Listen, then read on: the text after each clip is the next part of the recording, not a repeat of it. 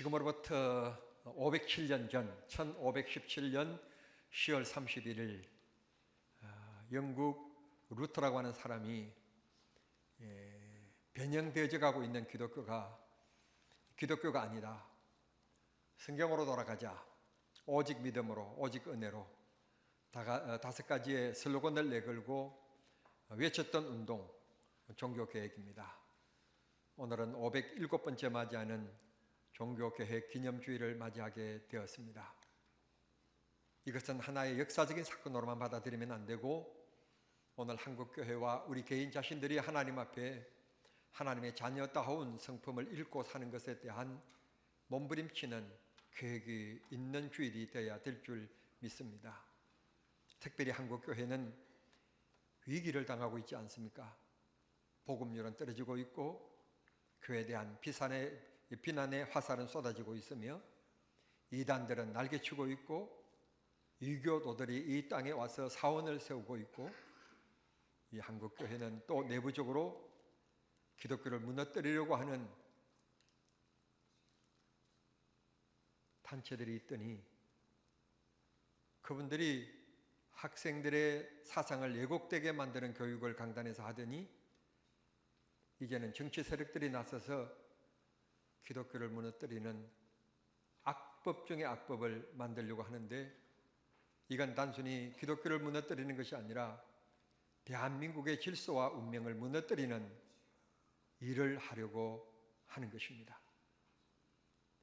이 문제에 대하여 기독교가 오늘 세종, 대로, 시청 앞, 국회, 의사당 등등에서 모인다고 하는데, 기독교만의 운동이 아니라 이건 대한민국 국민들이 일어나야 될 일이라고 생각합니다. 그래야 이 나라가 기독교뿐만 아니라 이 나라가 바로 서는 길이고, 왜곡되어지고 잘못된 교육이 재기를 찾는 길이라고 생각합니다. 하나님께서 이 역사적인 엄중한 기념주일날 아침에 우리들에게 귀한 은혜로 함께 하시는 축복의 시간이 되기를 소원합니다.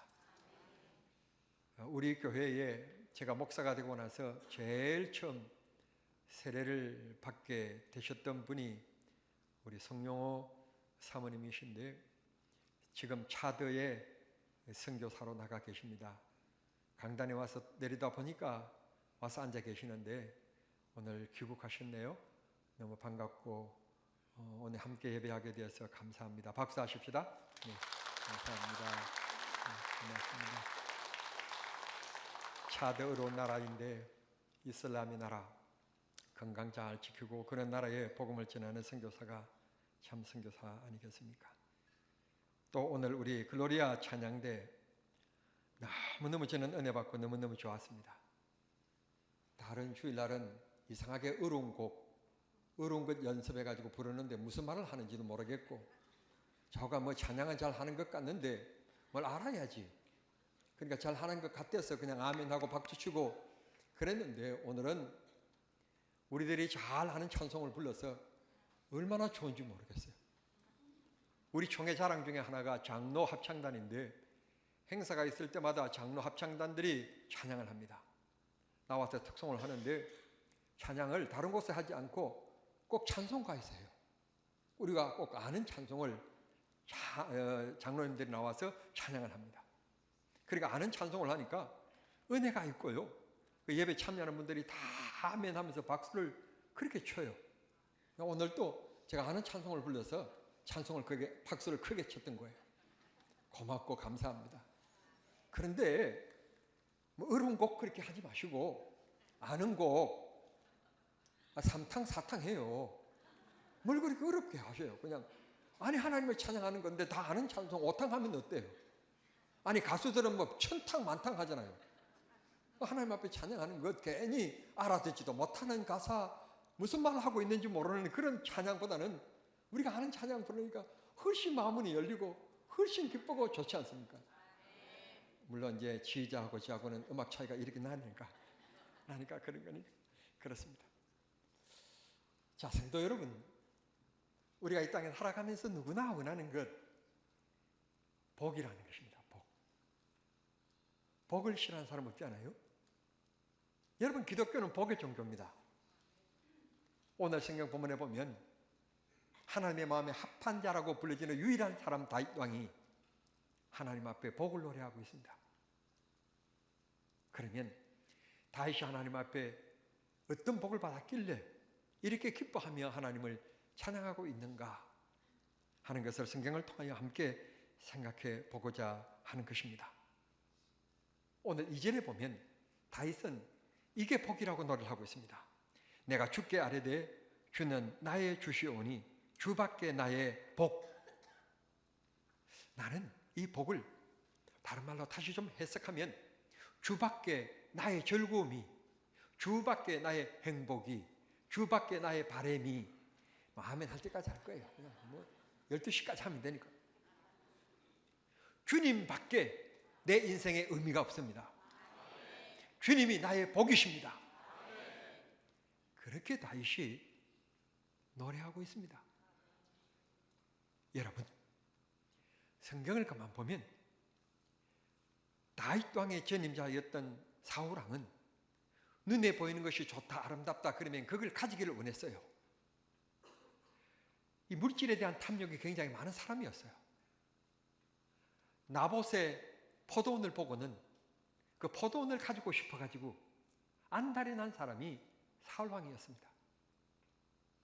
그런데 다윗을 바라보면 성경 어디에도 그의 재산에 대한 목록이라든지 거기 남의 것을 탐했다든지 그런 말이 없어요.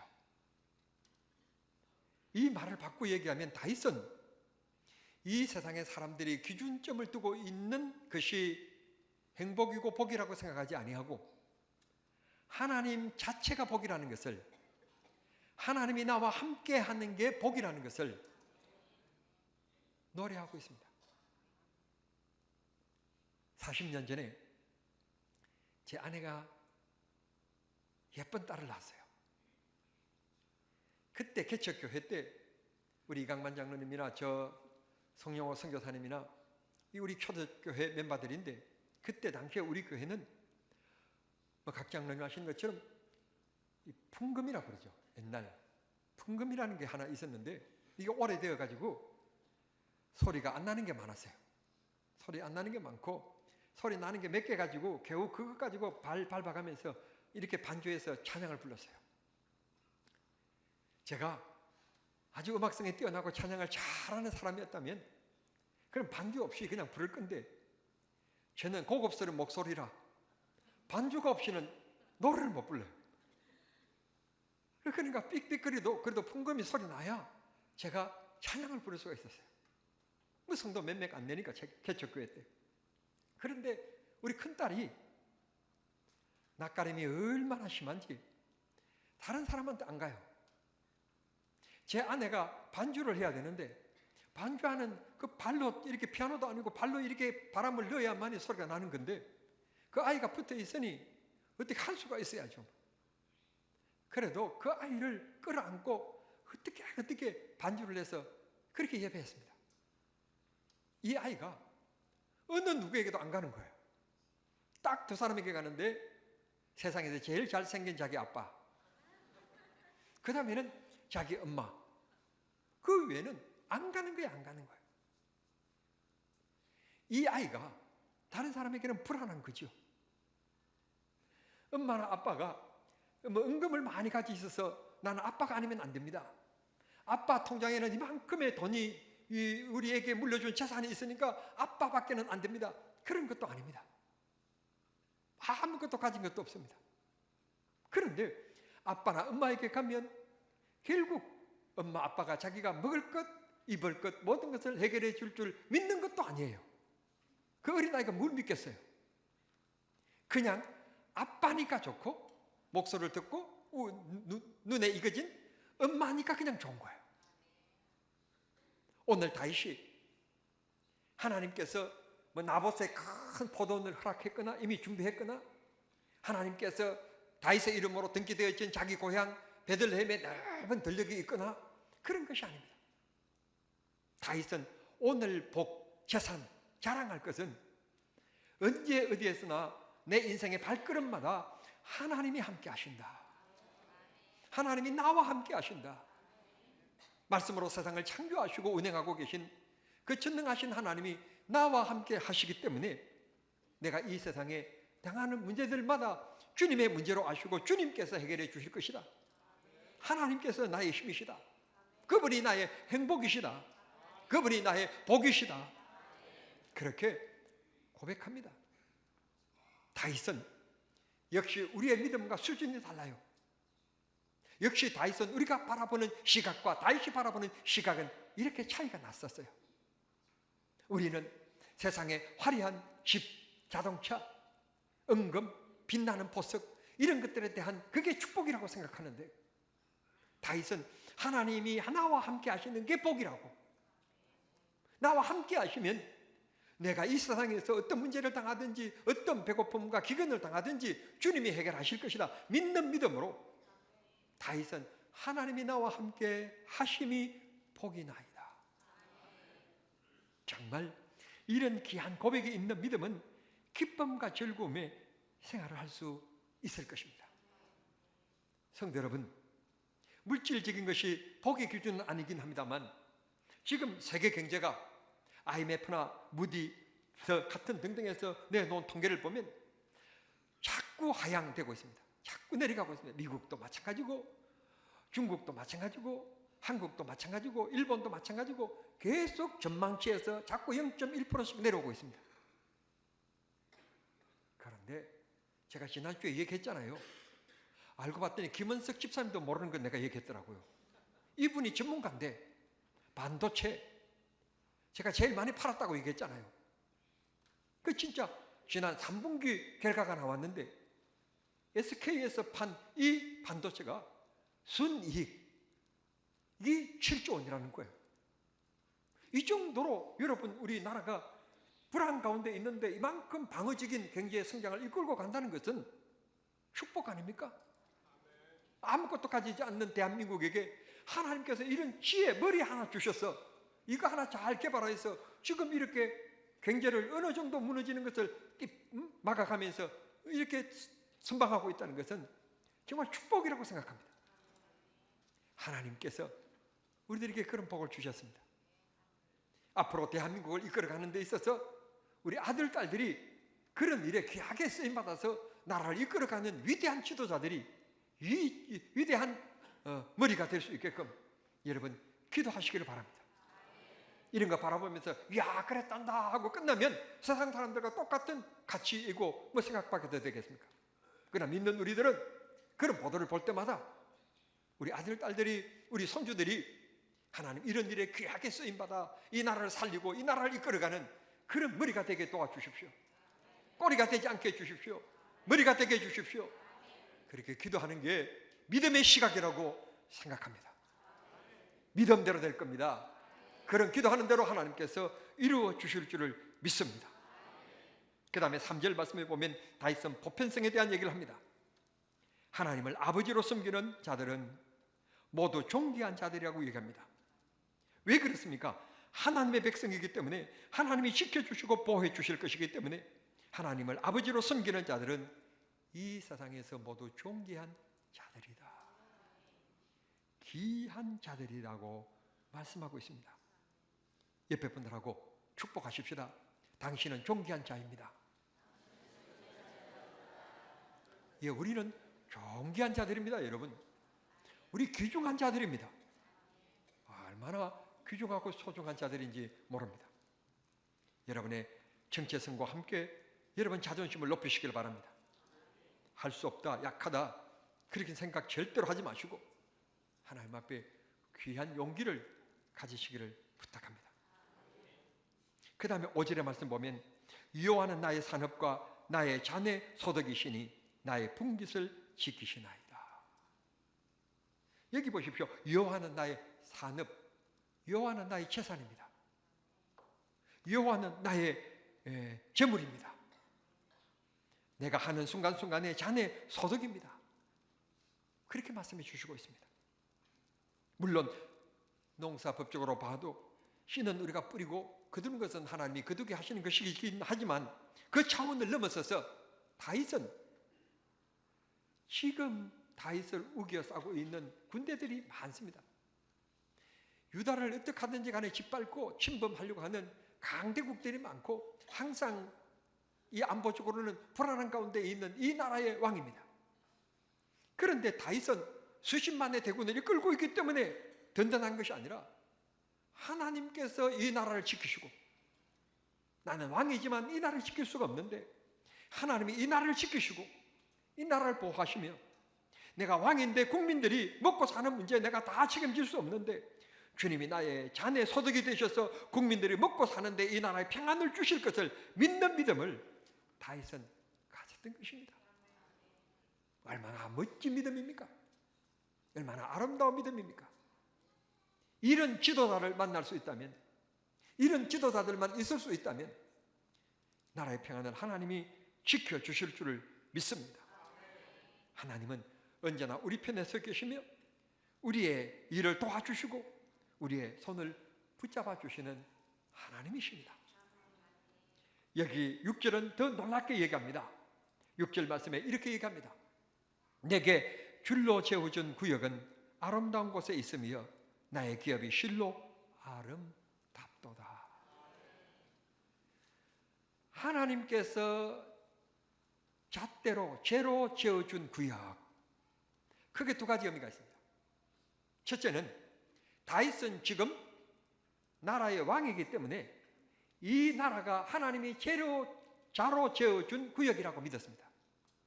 하나님이 주신 것이기 때문에 감히 어느 누구도 이 나라는 넘볼 수가 없고 손댈 수 없고 침범할 수가 없다, 그런 믿음을 가졌습니다.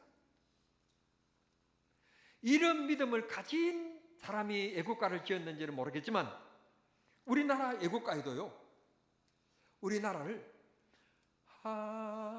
하나님이 보호하사 우리 나라 만세,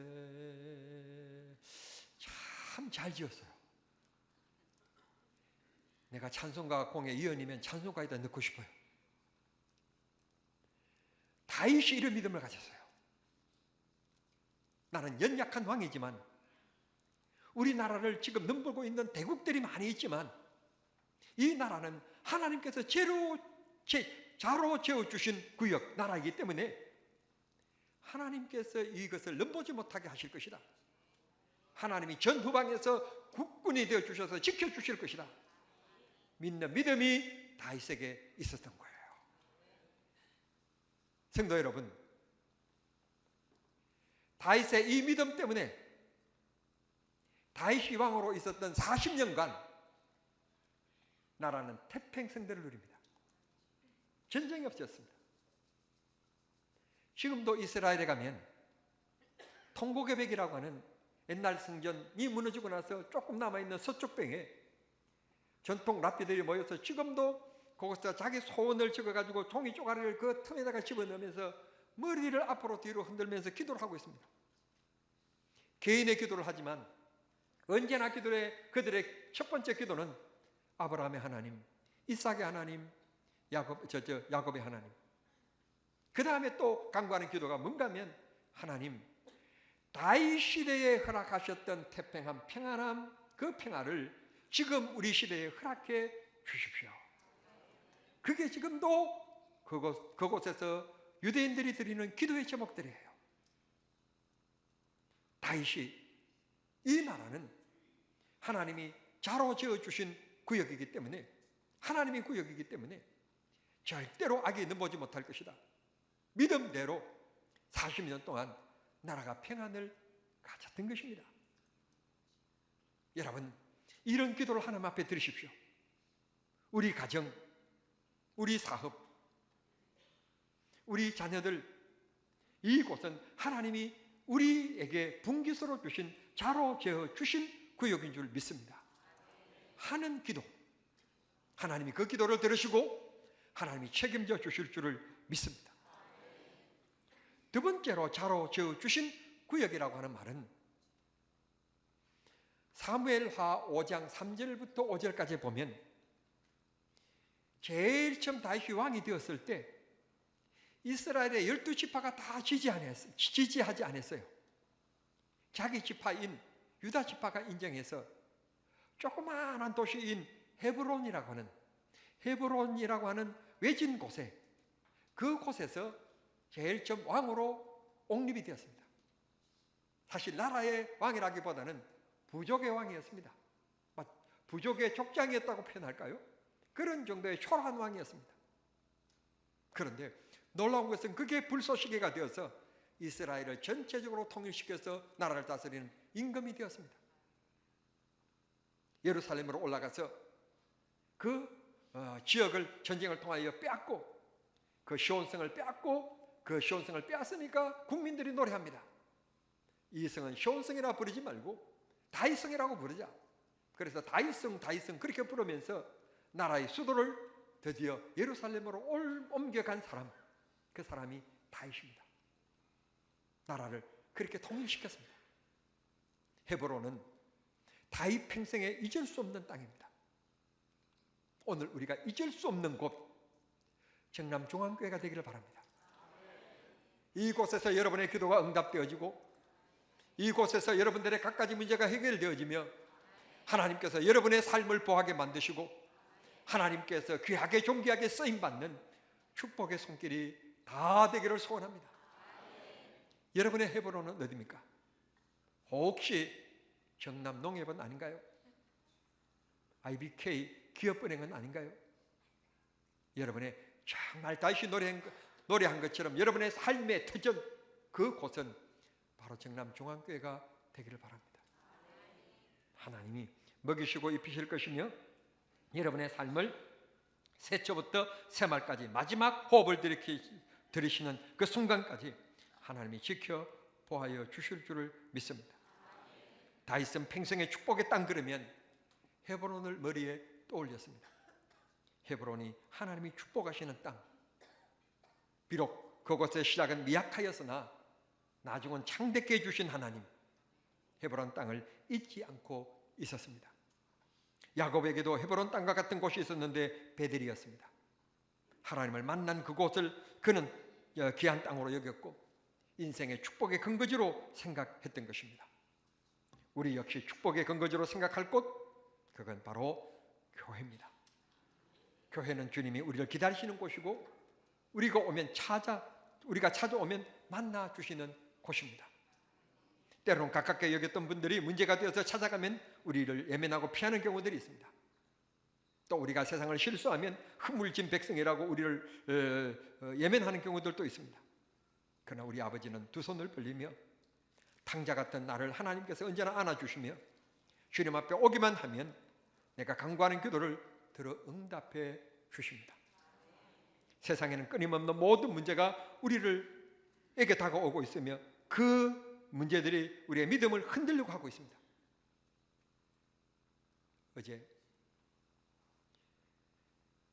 일이 있어서 제 아내와 함께 보통리를 올라가다 보니까 보통리의 길을 확장하고 있는데 그 로타리를 하나 만들었는데 그것을 잘 이렇게 조경을 했더니 어제 보니까 다시 그것을 파내고는 큰 소나무를 갖다가 세우는 거예요.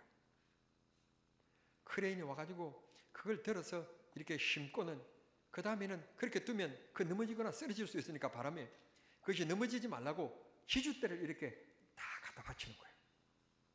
그러면 바람에도 이 소나무가 잘 쓰러지지 않습니다. 바람에 우리는 이 세상에 이런저런 바람에 쉽게 흔들립니다. 주님이 우리의 지주대가 되어주시면, 우리 인생의 지주대가 되어주시고 내 사업의 지주대가 되어주시면, 내 아들 딸들의 지주대가 되어주시면 흔들리지 않을 겁니다. 회사가 흔들린다, 나라가 흔들린다, 가정이 흔들린다, 불행입니다. 그러나 능력의 하나님이 우리 가정의 주인이 되시고 우리 자녀의 인도자가 되시며 우리 사업의 경영자가 되어주시면, 지주대가 되어주시면 흔들림을 절대로 허락하지 않으실 것입니다. 하나님이 형통케 하시고 푸른 나무처럼 자라나서 정말 아름다운 열매를 맺게 하나님이 복 주실 줄 믿습니다. 마지막으로 다윗은 9절에서 이렇게 노래합니다. 이러므로 나의 마음이 기쁘고 나의 영도 즐거워하며 내 육체도 안전히 살리니. 하나님이 나와 함께 하시면 걱정할 것이 없고 평안함과 즐거움이 인생이다. 하나님이 우리 인생의 인도자고 우리 모든 문제 해결해 주실 마타키라고 얘기하고 있는 겁니다. 이런 믿음을 가진 다윗, 일평생 지켜주셔서 다른 왕들에게는 신하들이 반란도 일으키고 여러 가지 문제들이 많이 있고 어려웠지만 다윗에게는 아들 압살롬이 아버지 빨리 왕자리 물려주세요 해가지고 좀 난이 일어나긴 했지만, 그러나 다윗의 시대는 평안이라고 하는 대표적인 단어가 딱 어울리는 평정한 40년을 지나게 된 것입니다. 여러분의 인생 80년, 여러분의 인생 90년, 여러분의 인생 90년, 오늘 다윗의 고백처럼 하나님이 나와 함께 하시면 그게 복입니다. 하나님만 함께 계시면 어차피 인생은 사이에서 문제를 만나기 마련인데 그 문제까지도 하나님이 다 해결해 주실 것이며 나로 하여금 흔들리지 아니하게끔 나의 지주대가 되어 주실 줄 믿습니다. 이런 확실한 믿음을 가진 우리 모두에게 하나님이 크신 은혜로 함께 하시고 언제 무슨 일을 만나든지 일이 있을 때는 오늘 우리의 헤브론인 교회를 찾아와서 주님이 해결해 주시고 하나님이 힘 주시고 지혜 주시고 능력 주시는 기쁨이 있게 되기를 우리 주님 이름으로 축원합니다. 축원합니다. 기도하십시다. 하나님 감사합니다. 이 세상에 살아가는 저희들은 연약합니다. 부족합니다. 그래서 사람들은 힘을 의지하고 돈을 의지합니다. 그러나 우리는 전능하신 하나님을 의지합니다. 하나님이 나와 함께 하시면 능치 못할 일이 없고 그게 곧 나의 분기시며 나의 행복임을 고백합니다. 주여, 고개 숙인 우리 모두에게 주님의 손길이 함께 하시고 언제나 같이 하여 주시옵소서. 가슴에 손을 얹습니다. 주여, 내 마음속에 주님이 안수하여 주셔서 주님이 내 마음의 주인 되어 주시고 내 인생길의 지도자가 되어 주시옵소서. 병든 몸 고쳐주시고 근심 걱정하는 것, 믿음이 약하여 염려하는 것, 주님이여 모두 다 어둠의 세력을 내쫓고 강명의 빛이신 주님이 나와 함께 하심으로 늘 찬송하고 기뻐하고 감사만 있는 복된 행복한 생활 될 수 있도록 역사하여 주시옵소서. 예수님의 이름으로 기도하옵나이다. 아멘.